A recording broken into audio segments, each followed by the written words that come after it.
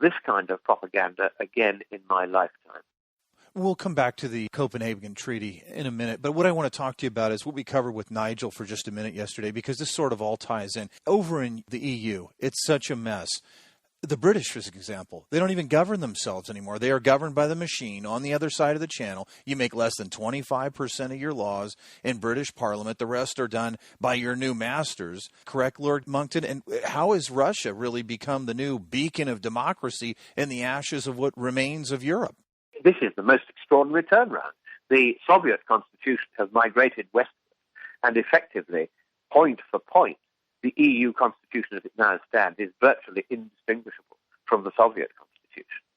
The only difference is that the Soviet parliament, or Duma, actually had more power, even under the Communist Party, than the European Parliament has in Europe.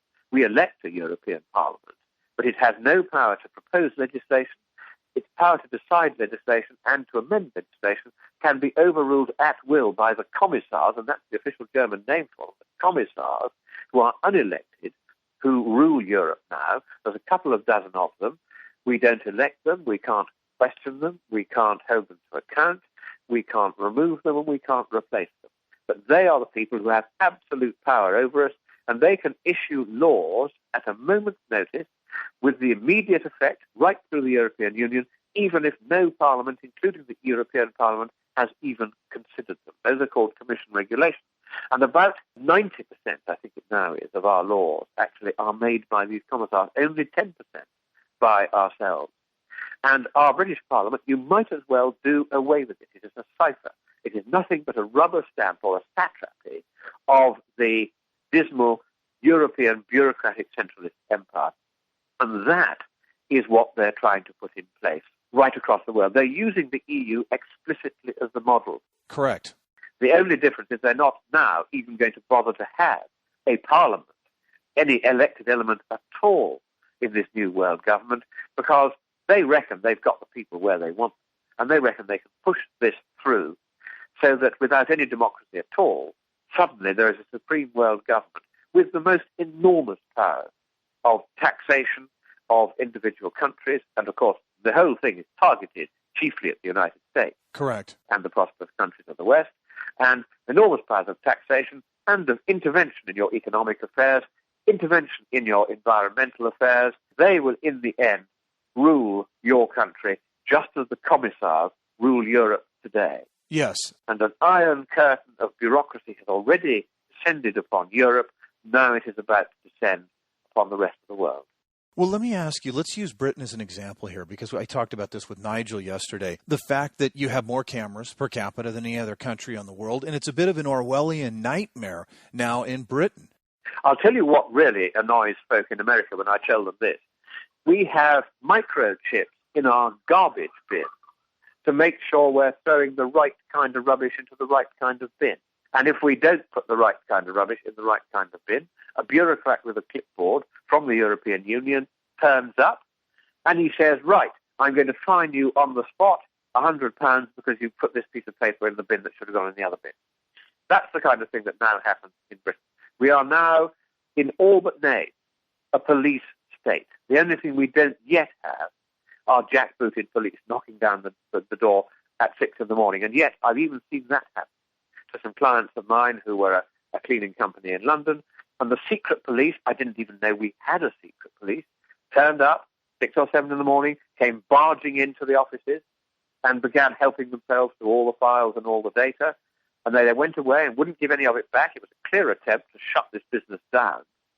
I went to court, got all the paperwork back again, and we're about to go to court again to prosecute for perjury the members of the secret police who mounted this raid. This kind of thing is happening all over Britain now under Gordon Brown's socialist or very nearly communist government. And you may think, listening to us talking in this way, that this all sounds terribly, terribly extreme.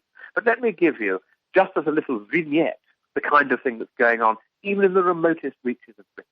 There's a beautiful Yorkshire village up in the Dales called Paisley Bridge. And in Paisley Bridge, a lovely stone-built village, the parish priest was a friend of mine.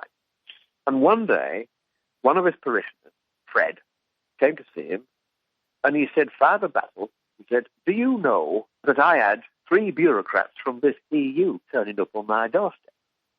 And I keep a few hens scratching about in my back garden.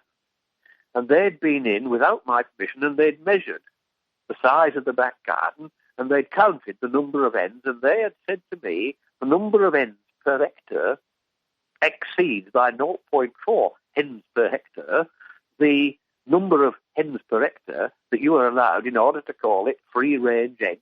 So I want thee to take down the notice in front window that says free-range eggs.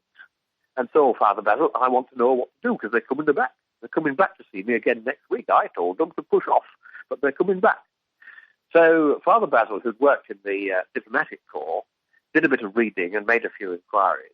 And so when the 3 bureaucrats came back, this time accompanied by the police sergeant from Harrogate, because this is a police state now, and every action they take, there'll be a policeman standing there somewhere, these days more often than not with an automatic machine gun.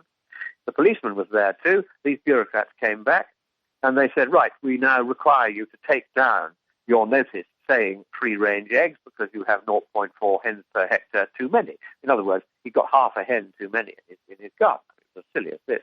And they'd come all the way from Brussels to do this, and they'd got the police sergeant from Harrogate on the way.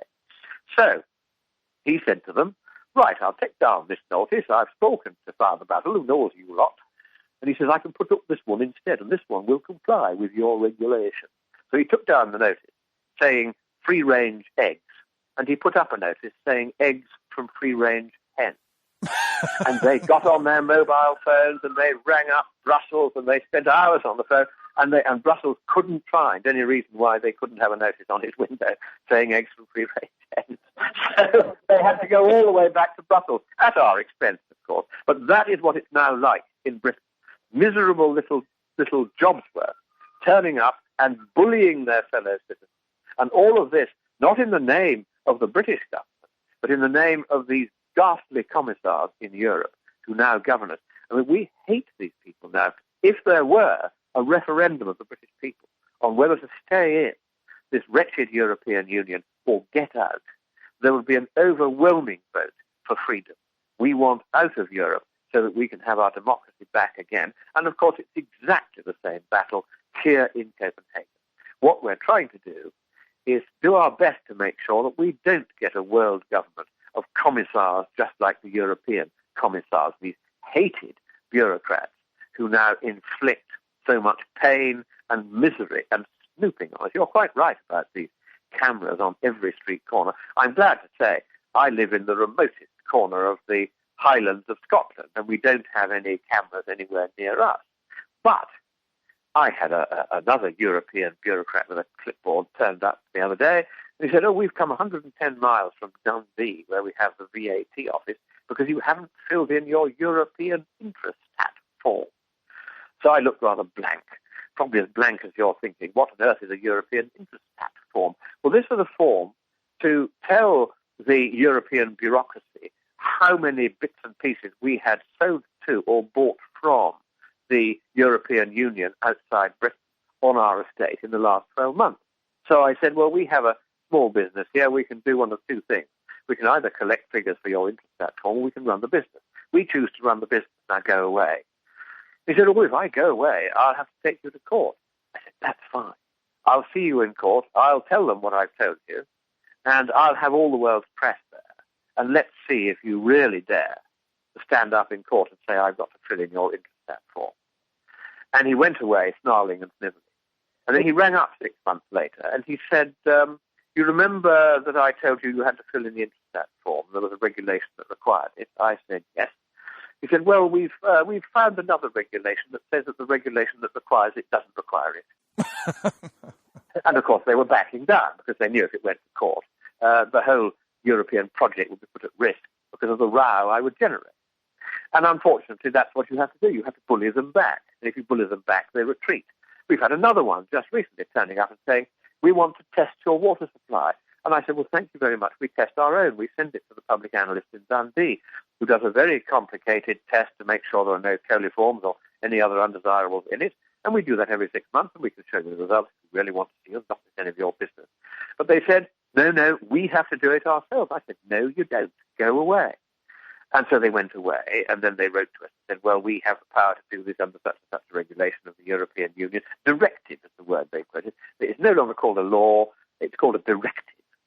It's just straight out of the communist text. A directive saying that they had the right to come and test our water supply and then charge us for the privilege, and not just a small amount of money, $2,000 a year, just to have our water supply tested, which we had to build and pay for and maintain and test ourselves.